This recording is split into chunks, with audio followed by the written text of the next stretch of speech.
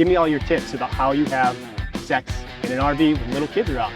And we got hundreds of replies, hundreds of replies. And so what we wanted to do with this video is present those ideas to you, those boiled down thoughts and ideas and tips about how to have sex in an RV, and hopefully you can gain some value in them. And here they are, in no particular order. Don't forget to turn off your exterior lights and bring in your awnings. If you're looking for an RV, make sure it has bedroom doors and at least lockable accordions. Open floor plans or curtain dividers might not give enough privacy. If you already have an RV, installing locking door handles or latches can provide additional privacy. This goes without saying, but make sure your trailer is properly leveled. Make sure you move with the wheels. This might mean that you have to use the bed sideways depending on your layout. If you have one, run the washing machine or toss some shoes into the dryer. Or add some white noise to the kids' sleeping area. Always swap childcare with another RV family for a few hours of privacy. If you're gaining any value from this, don't forget to follow along and click that like button. It's a super simple, free way for you to express your appreciation. Send the kids to the playground.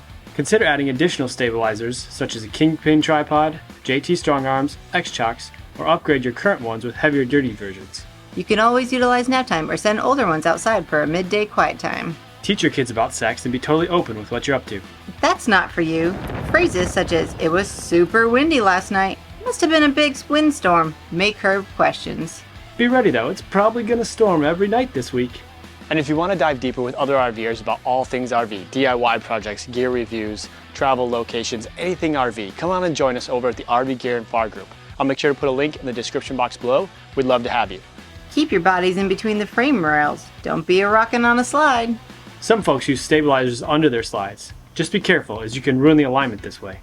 Turn on a movie to distract and entertain the kids for a while. Kick it back to high school and utilize your tow vehicle. Throw 92 cents into the grass and tell the kids not to come back inside until they find $1. Take advantage of standalone showers. Some rigs can fit an additional queen bed in their basement. Get creative. Speaking of creative, set up a tent so the kids can have a camp out, or use it as a late night nest for the adults. Try filling your freshwater tank full. The more mass takes more energy to move. Just make sure it's all the way full, as a half full tank will actually work against you and create more sway. Wear the kids out during the day. They'll go down quicker and sleep a lot deeper.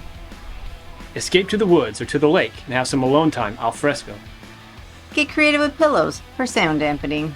Make sure you use good stabilizer pads. Soft ground will give and wiggle way too much. And if you forget to turn off those exterior lights and bring in your awning, Your fellow RVers reserve the right to offer a rowdy round of applause when you exit.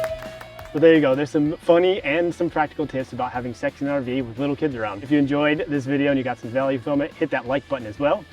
Until next time, I'm Joshua. I'm Coley. Happy trails.